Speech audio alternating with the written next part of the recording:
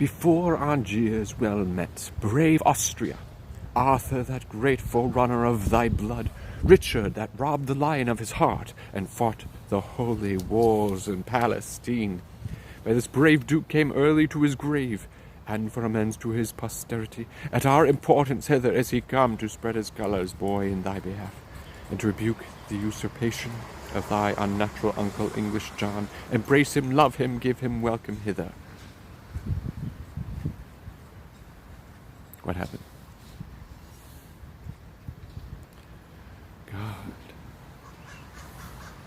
God shall forgive you Coeur de Lion's death, the rather that you give this offspring life, shadowing their right under your wings of war. I give you welcome with a powerless hand, but with a heart full of unstained love. Welcome before the gates of Angiers, Duke. A noble boy, who would not do thee right? Upon thy cheek lay I this zealous kiss, as seal to this indenture of my love, that to my home I will no more return, till Angiers in the right thou hast in France, together with that pair, that white-faced shore, whose foot spurns back the ocean's roaring tides, and coops from under other lands her islanders, even to that England hedged in with the main, that water-walled bulwark, still secure and confident from foreign purposes, even till that utmost quarter of the west, salute thee for her king. Till then, fair boy, will I not think of home, but follow arms. Oh, take his mother's thanks, a widow's thanks, till your strong hand shall help to give him strength, to make a more requital to your love. The peace of love of heaven is theirs that lift their swords in such a just and charitable war. Well then, to work, our cannon shall be bent against the brows of this resisting town.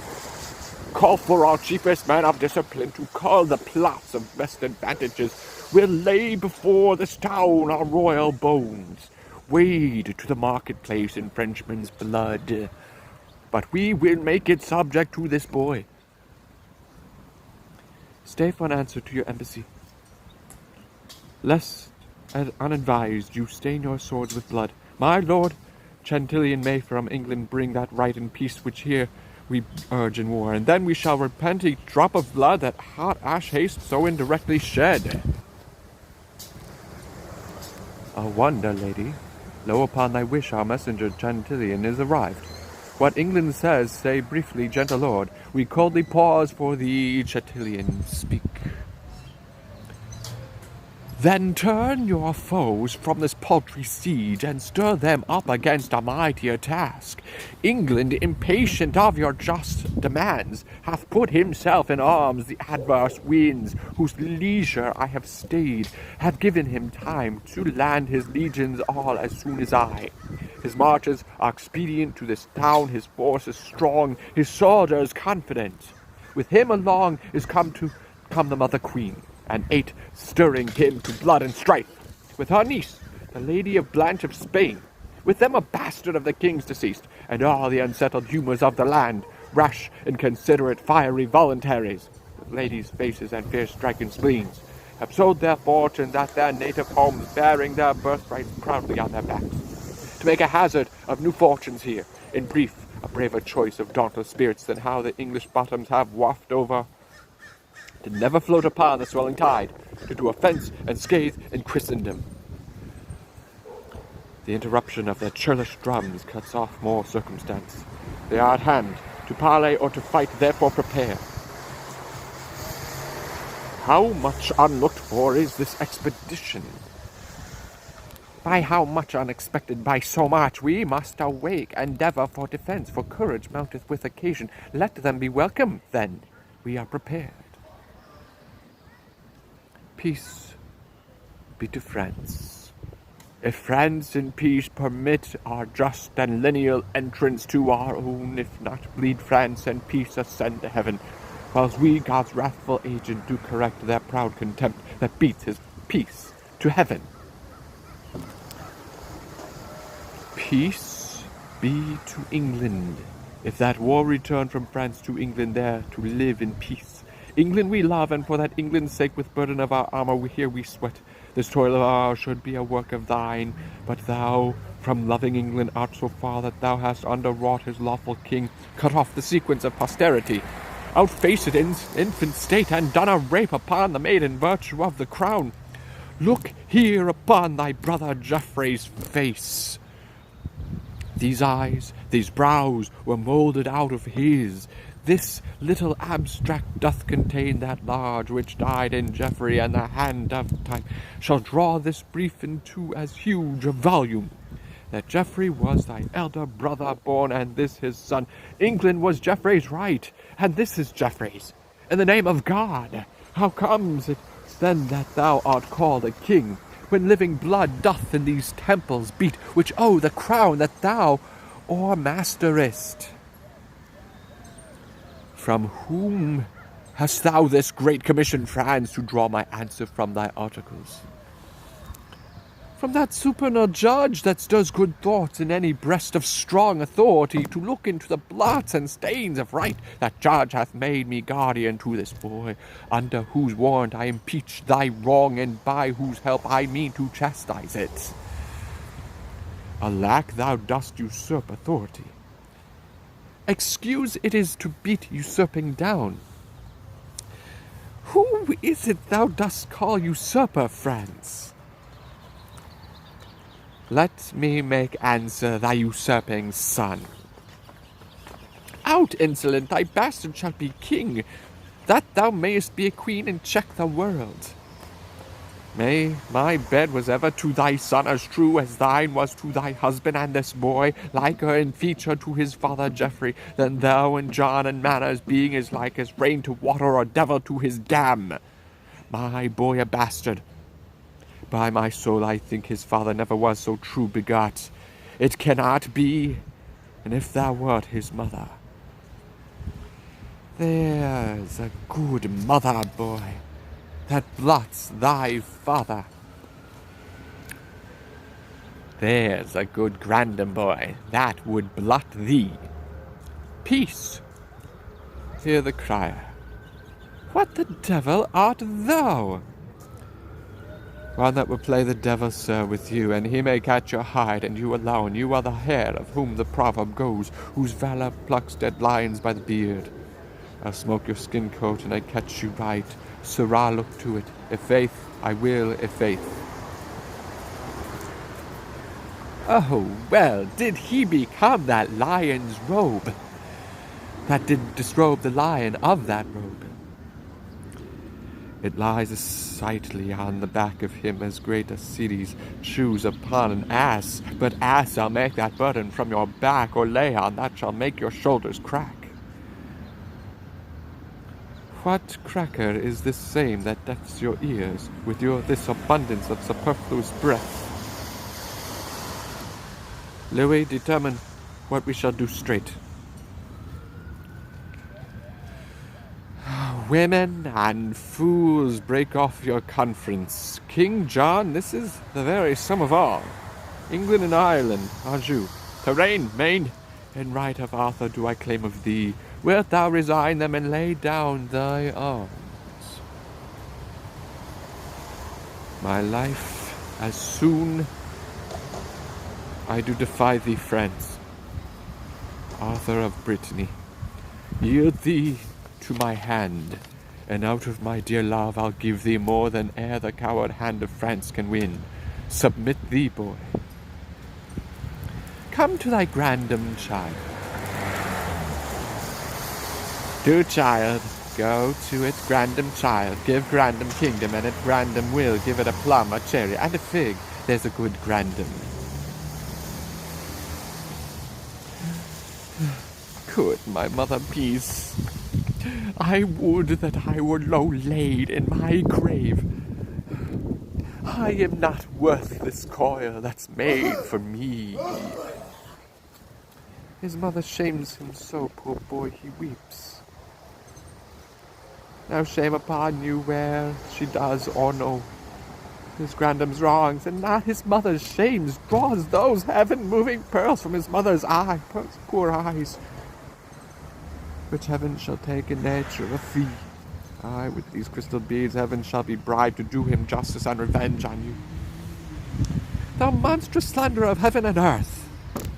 Thou monstrous injurer of heaven and earth, call not me slanderer. Thou and thine usurp the dominations, royalties, and rights of this oppressed boy. This is thy elder son, unfortunate in nothing but in thee. Thy sins are visited in this poor child. The canon of the law is laid on him, being but the second generation removed from thy sin-conceiving womb.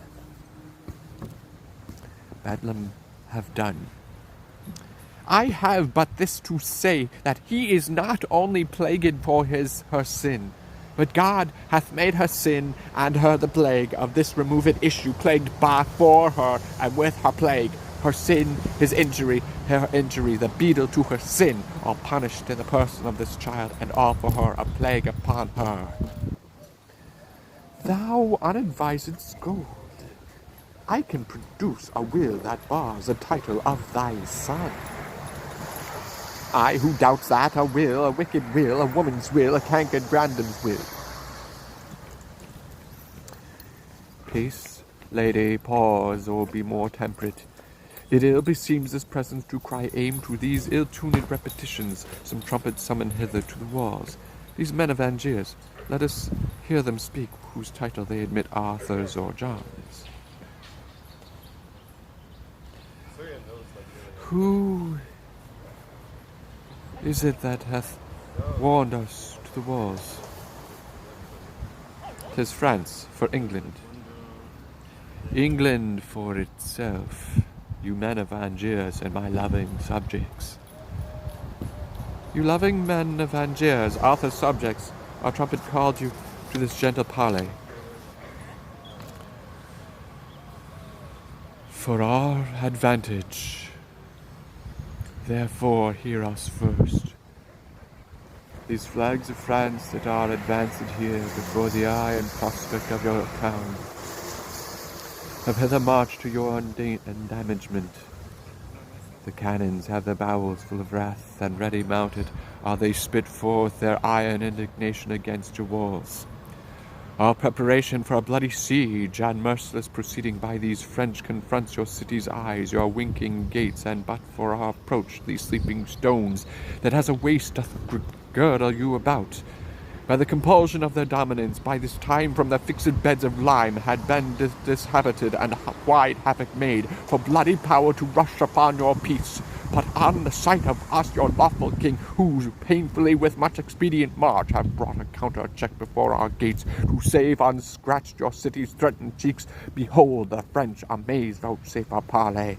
And now, instead of bullets wrapped in fire to make a shaking fever on your walls, they shoot but calm words folded up in smoke to make a faithless error in your ears, which trust accordingly, kind citizens, and let us in.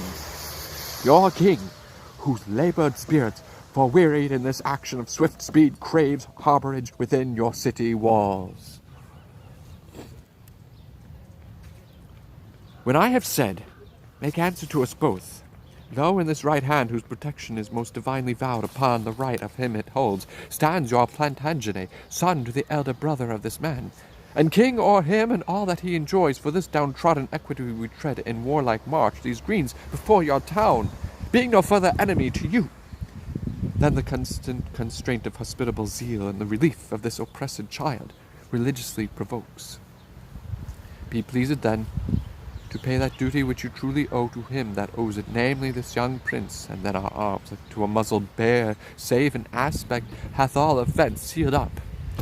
Our cannons, manless, vainly shall be spent against the invulnerable clouds of heaven, and with a blessed and unvexed retire, with unhacked swords and helmets all unbruised, we will bear home that lusty blood again, which here we came to spout against your town, and leave your children, wives, and you in peace. But if you fondly pass our proffered offer, 'tis not the rondeur of your old-faced walls can hide you from our messengers of war. Though all these English and their discipline were harboured in their rude circumference, then tell us, shall your city call us lord in that behalf which we have challenged it, or shall we give the signal to our rage and stalk in blood to our possession? In brief, we are the King of England's subjects. For him, and in his right, we hold this town. Acknowledge then the king and let it be in. That we cannot. But he that proves the king, to him will we prove loyal. To that time have we rammed up our gates against the world. Doth not the crown of England prove the king? And if not that, I bring you witnesses, twice 15,000 hearts of England's breed. Bastards and us, to verify our title with their lives. As many as and as well-born bloods as those. Some bastards, too, stand in his face to contradict his claim. To you compound whose right is worthiest, we for the worthiest hold the right from both. Then God forgive the sin of all those souls that to their everlasting residence before the dew of evening fall shall fleet in dreadful trial of our kingdom's king. Amen, amen, mount, chevaliers, to arms. St. George, that swing the dragon in essence, sits on his horseback at mine hostess' door. Teach us some fence.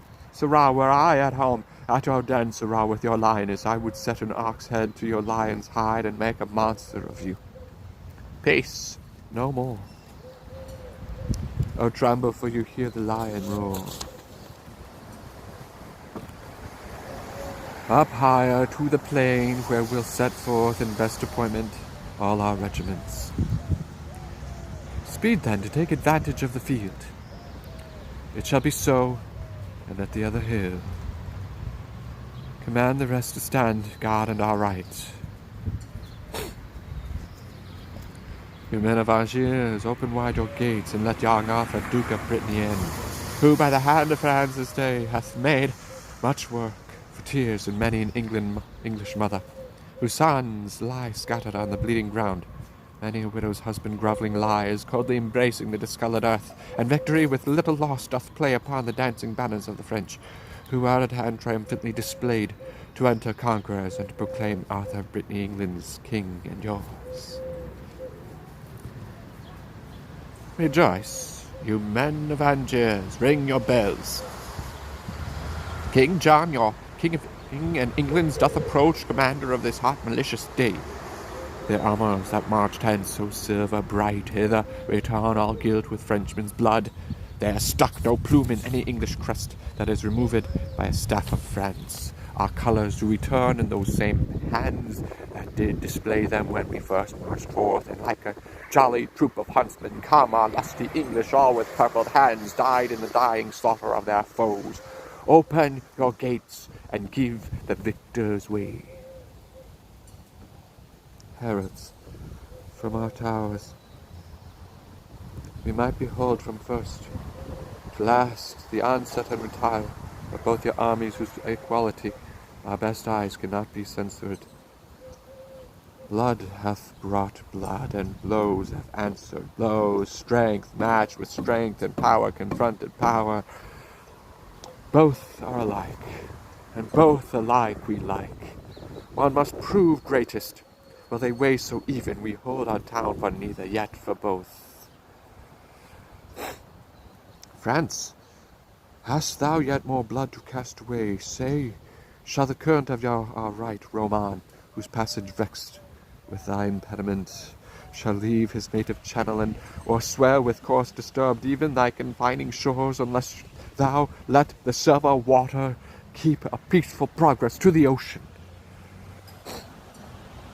England, thou hast not saved one drop of blood in this hot trial more than we of France, rather lost more, and by this hand I swear that sways the earth this climate overlooks. Before we will lay down our just-born arms, we'll put thee down, gainst whom these arms we bear, or add a royal number to the dead, gracing the scroll that tells of this war's loss, with slaughter coupled to the name of kings. Ah, Majesty, how high thy glory towers when the rich blood of kings is set on fire. How now doth death flying his dead traps with steel. The swords of soldiers are his teeth, his fangs, and now he feasts, mousing the flesh of men and undetermined differences of kings. Why stand these royal fronts amazed thus? Cry havoc, kings, back to the stained field, you equal potents, fiery kindled spirits. Then let confusion of one part confirm the other's peace, till then blows blood and death. Whose party do the townsmen yet admit? Speak, citizens, for England, who's your king? The king of England, when we know the king. Know him in us, that here hold up his right. In us, that our own great deputy and bear possession of our person here, lord of our presence and jeers and of you. A greater power than we deny is all this, and till it be undoubted, we do lock our former scruple in our strong barred gates, kings of our fear, until our fears resolved be by some certain king purged and deposed.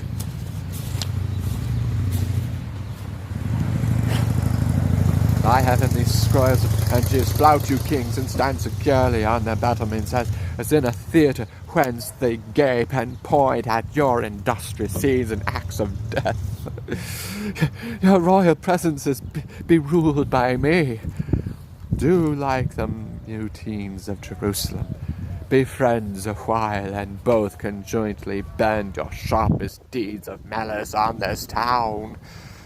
By east and west let France and England mount their battering cannon charged to the mouths, till their soul-fearing clamours have brawled down the flinty ribs of this contemptuous city.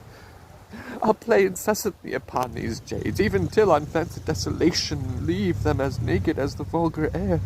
That done, dissever your united strengths and part your mingled colours once again. Turn face to face and bloody point to point.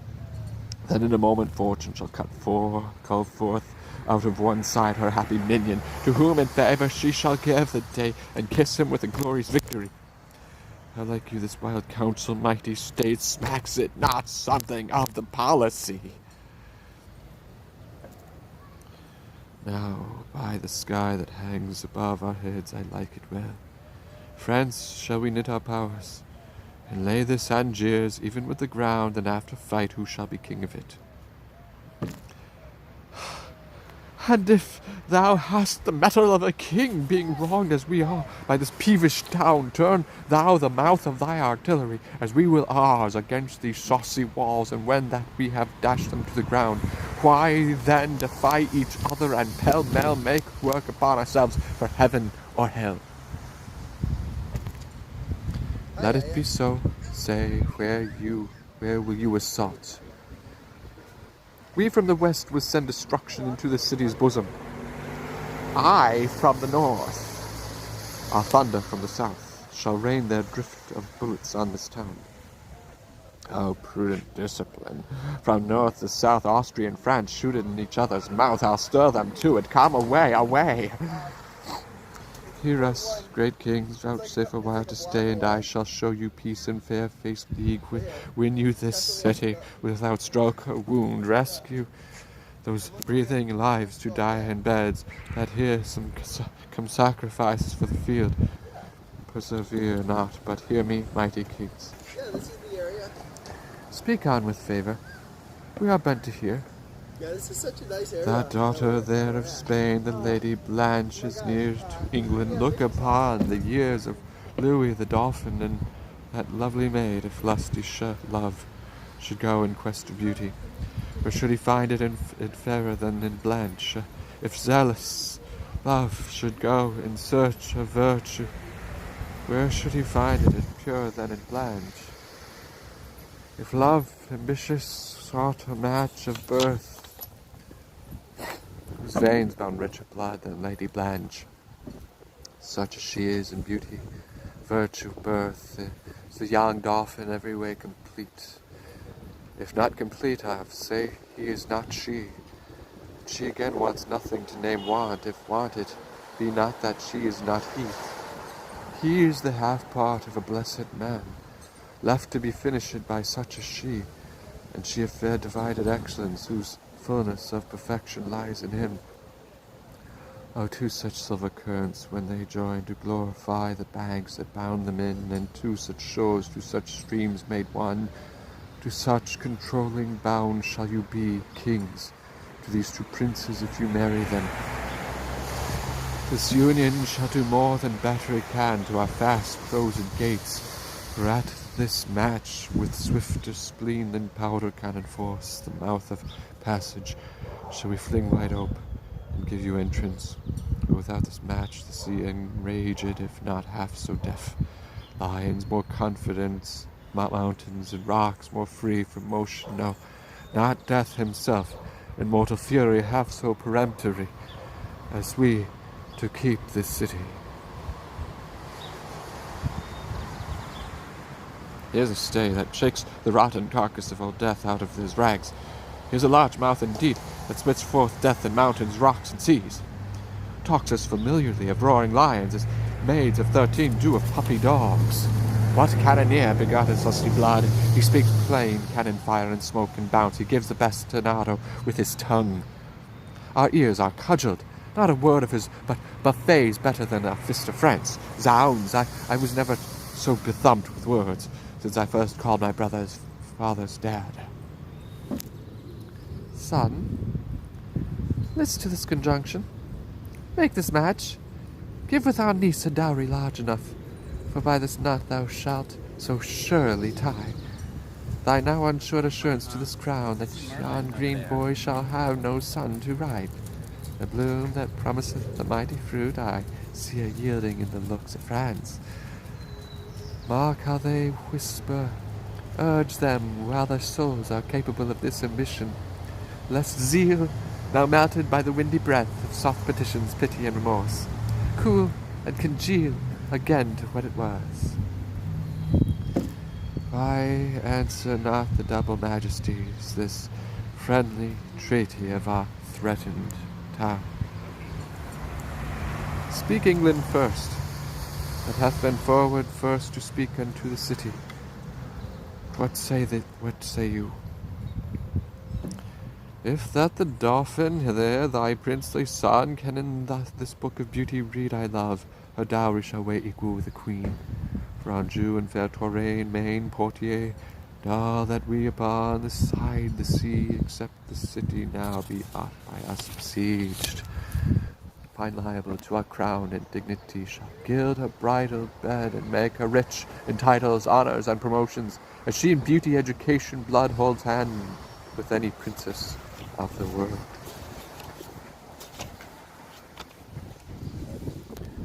What sayest thou, boy? Look in thy lady's face. I do, my lord, and in her eye I find a wonder of a wondrous miracle, the shadow of myself formed in her eye, which being but the shadow of your son, becomes a sun, and makes your son a shadow. I do protest I never loved myself, to now in fixed I beheld myself, drawn in the flattering table of her eye. Drawn in the flattering table of her eye, hanged in the frowning wrinkle of her brow, and quartered in her heart. He doth espy himself, love's traitor.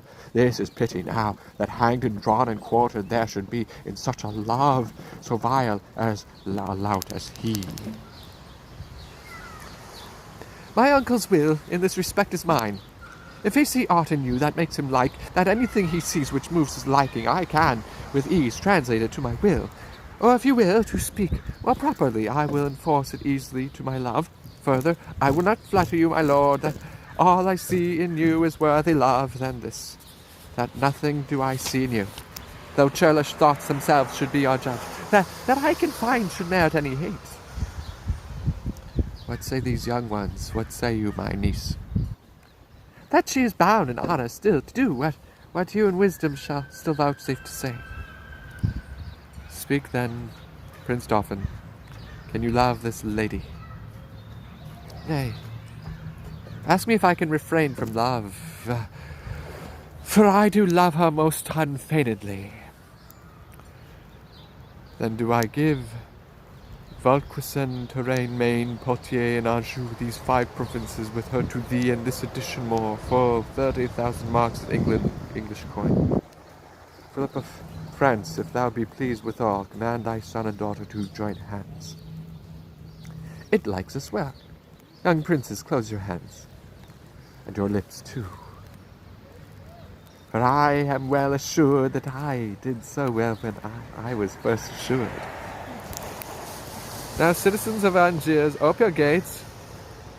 Let in that amity which you have made, for at St. Mary's Chapel presently the rites of marriage shall be solemnized. Is not the Lady Constance in this troop? I know she is not, for this match made up her presence would have interrupted much. Where is she and her son? Tell me, who knows? She is sad and passionate at your highness' tent.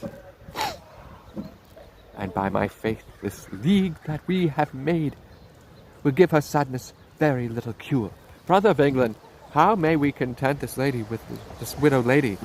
In her right we came, which we, God knows, have turned another way to our own advantage. We will heal up all, for we'll create young Arthur, Duke of Brittany and Earl of Richmond, and this rich fair town we make him lord of. Call the Lady Constance, some speedy messenger, bid her repair to our solemnity. I trust we shall, if not fill up the measure of her will, yet in some measure satisfy her so that we shall stop her exclamation. Go we as well as haste will suffer us to this unlooked-for, unprepared pomp. Mad world, mad kings, mad composition. Joined to stop Arthur's title in the whole, hath willingly departed with a part, and France, whose armoured conscience buckled on, whom zeal and charity brought to the field as God's own soldier rounded in the ear, with that same purpose changer, that sly devil, that broker, that still breaks the pate of faith, that daily break vow, he that wins of all, of kings, of bakers, old men, young men, maids, who have having no external thing to lose, by the word maid, cheats the poor maid of that smooth-faced gentleman, tickling commodity, the bias of the world, who of itself is pleased well, made to run even upon ground, till his advantage, this vile drawing bias, this sway of motion, this commodity, makes him take heed from all indifferency, from all direction, purpose, course, intent, and this same bias, this commodity, this bar, this broker, this all-changing word, clapped on the outward eye of fickle friends, hath drawn him from his own determined aid, from a resolved and honourable war to a most base and well-concluded peace. And why rail I on this commodity? But for because he hath not wooed me yet, not that I have the power to clutch my hand when this fair angel would salute my palm, but for my hand is unattempted yet, like a poor beggar raileth on the rich. Well, whiles I am a beggar, I will rail and say there is no sin but to be rich, and being rich my virtue then shall be, who say there is no vice but beggary. Since kings break faith upon commodity, gain be my lord, for I will worship thee.